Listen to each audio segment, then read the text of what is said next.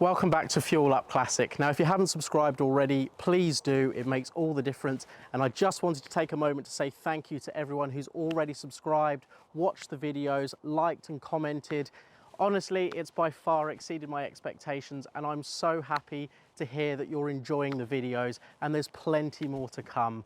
Now, today's video is something a little bit different. So I have just sold my rather boring diesel Audi that served me very, very well for the last 2 years, but I just wanted a change and I wanted to step into something a little bit more classic, but it still needs to be usable every single day. Now, this is the R129 Mercedes SL. It's a car that's been on my radar for a little while, and if you read up on any of these cars, they're all pitched to be the next big thing, and values are increasing year on year as these become really quite sought after modern classics.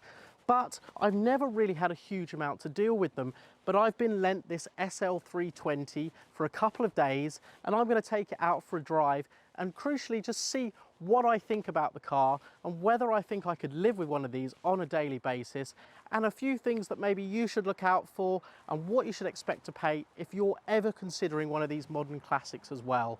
So let's get it out on some great country roads and see what this beautiful R129 SL is all about.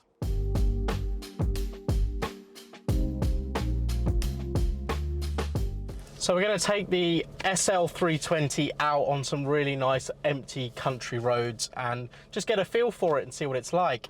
But before I do, I should probably mention the only other time I've ever been in an R129 SL was a very early 500 SL example, and it did break down. So I'm hoping that this journey will be far less eventful and I will be sold that this potentially might be the car for me. So in short, the brief really for what my next daily driver needs to be is something definitely on the modern classic status, but not too old that I'm going to have to be working on it every single weekend or paying specialists to look after it all the time. It's got to be modern enough that it's still got the nice creature comforts. I don't particularly want anything that's hugely uncomfortable or really sporty. I want to be able to do long distances with it and just really enjoy being behind the wheel.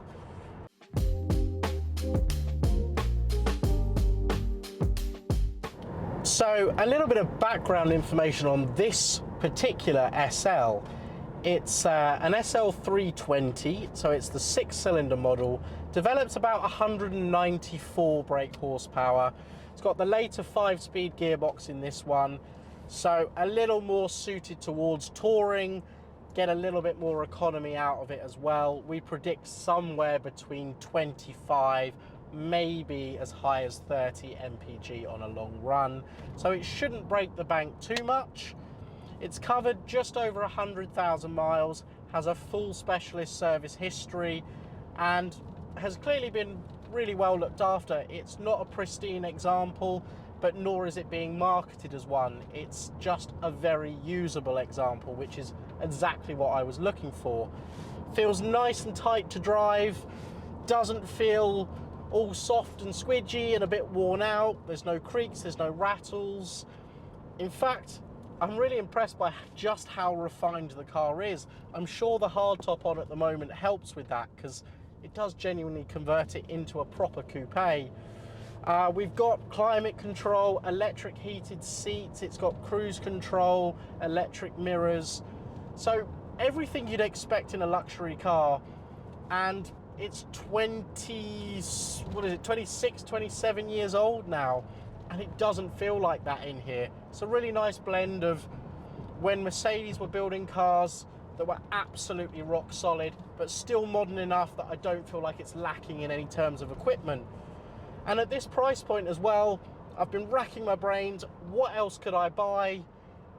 And I just simply don't know what else sub, let's say, £10,000 could I get that offers this level of build quality, this stunning looks, and just generally, on the whole, doesn't need to be an ownership nightmare. If you are thinking about buying an R129 SL, well, the engine options really are fairly straightforward, bar a few very, very rare examples, and we'll get onto them later. All you really need to know is this car was available with either a 6-cylinder as a straight 6 on the early ones, which later became a V6, or you've got V8s, or you have the holy grail of the V12s. Now the V12s are much rarer. Those cars are becoming serious collector's pieces, and when it comes to daily drivers, especially here in the UK and the rest of Europe, with ever increasing fuel prices, you're probably likely going to consider a 6-cylinder or perhaps the SL500 V8s as a semi-sensible daily driver.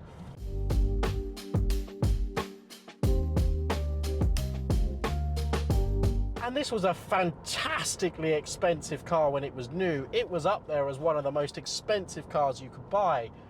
And it's just lost all of its money. They're so cheap now, and you can pick these cars up from as little as £5,000 here in the UK. I probably wouldn't do that. Buying a cheap one, it's false economy. It's going to cost you more money in the long run. But somewhere between 7,000 and 8,000 for a good 6-cylinder one, 10,000 to 15,000 for a V8, and the V12s, well, they always were a rarity, and I think you're going to be expecting to pay probably somewhere in the region of 30 to 40,000 pounds plus. Now there were a number of special editions when it came to the V12s as well.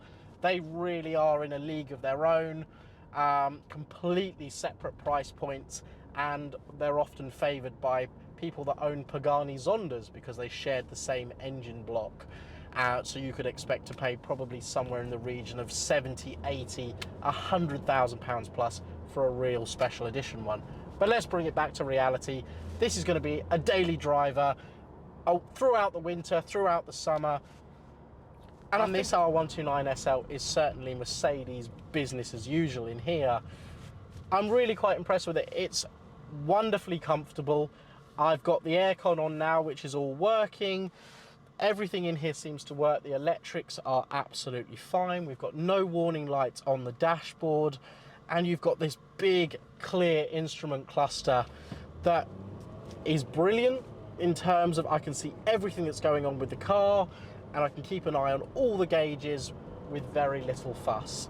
So in terms of what is a very well built, practical, everyday car that I'm not going to have to worry about, it's ticking that box, that's for sure. The only thing I wasn't sure that if I could live with was whether I'd really miss having a V8 or not.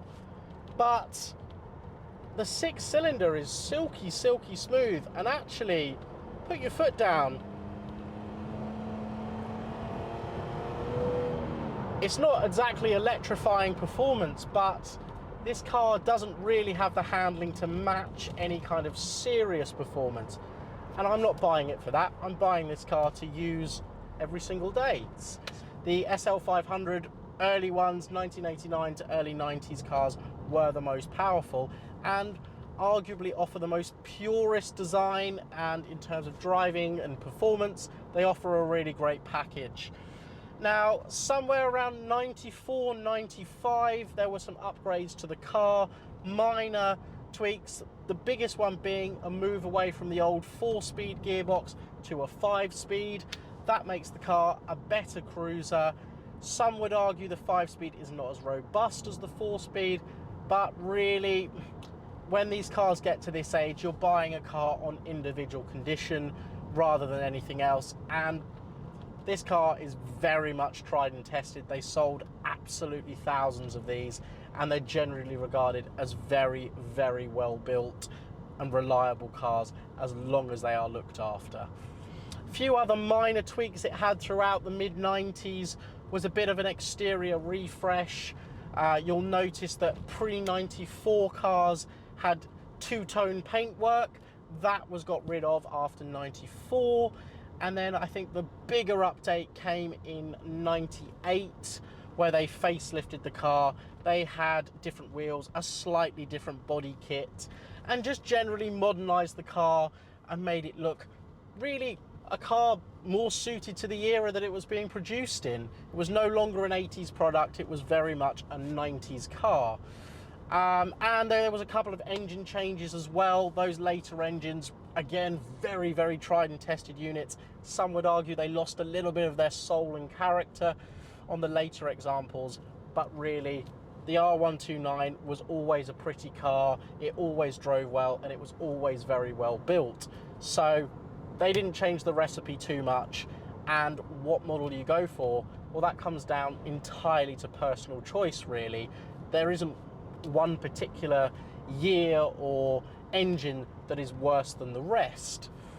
One thing to consider though, on the late 80s and early 90s, so the earliest SLs, and it's not just unique to the SL, it was a problem that unfortunately plagued most Mercedes of this era, was they were experimenting with biodegradable and more eco-friendly wiring looms, and as time goes by, they tend to break down, and you could be looking at a number of electrical quirks and issues that really the only way to solve is by having a whole new wiring loom. Not particularly expensive to buy, but unfortunately quite hefty on the labor if you're paying someone else to do it.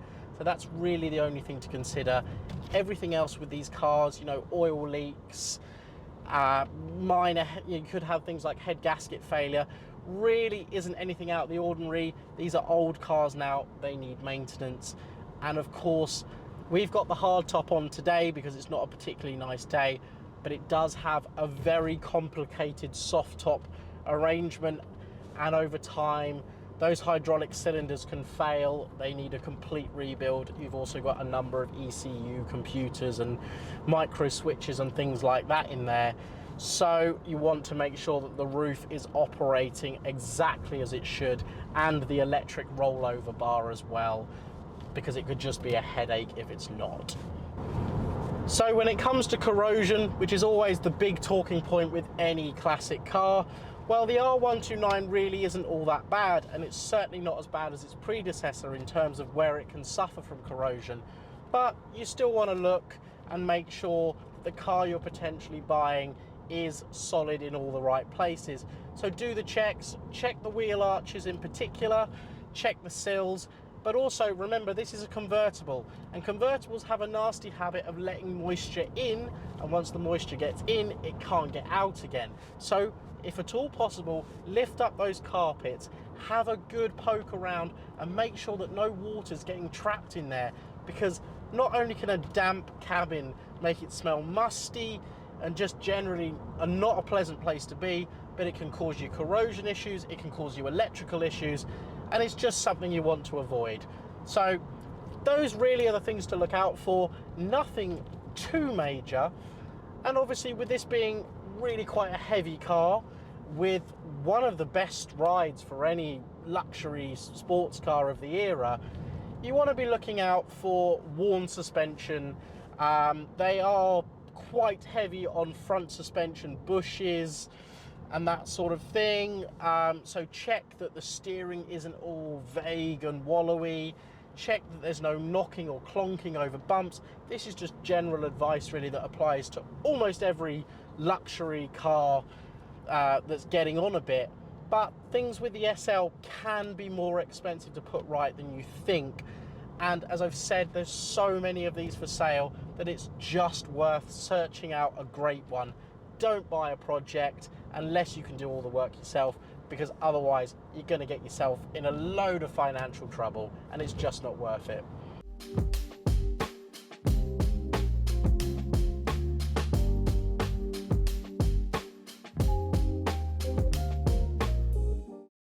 So I think I could live with this SL320 really rather well. There's a couple of things with this particular car that perhaps don't exactly fit the bill for me. Now, it has the rear seats here, which really are no use to anybody. You couldn't even get a small child in the back there. And they did an option where you could basically have that as extra storage space, and I kind of wish it had that set up in here. And obviously we've got the hard top on today, And I'm sure I would be grinning from ear to ear if it was a really great sunny day and I had the roof down. It transforms the car. But I live in the UK. We don't always have great weather. So actually it's really good to get a feel for what this car is like with the hardtop on. And I have to say, it does genuinely transform the car into a proper coupe. It doesn't feel like some sort of half measure situation. And as I may be using this car throughout the winter as well, that's quite reassuring to know that it's never going to feel like a bit of a compromise. I perhaps have a slight reservation that that 6-cylinder engine is not going to excite me enough, but my previous daily driver was a diesel Audi, and that didn't excite me in any way whatsoever. So this is a massive step up in terms of that. And I've only been driving this car for half an hour now, and I've stopped twice, and I've had 2 people come and talk to me about it. And that's what I really enjoy about having something unique and interesting, is that every car has a bit of a story behind it. And when it's quirky, or when it's just something that isn't the norm, people want to talk to you and they want to find out about the car. They want to know, usually I get asked how many miles to the gallon it does, but they want to know a bit more about it. And I really enjoy that personal side of classic car ownership. To sum this car up, I am surprised at how little there is to compromise on this car. It really does seem to do everything really well.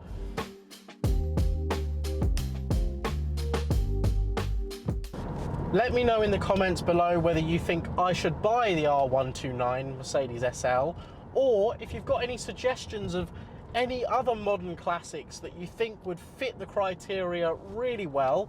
Put them in the comments below. I will read them and I will reply, and I look forward to hearing from you all with your suggestions as well.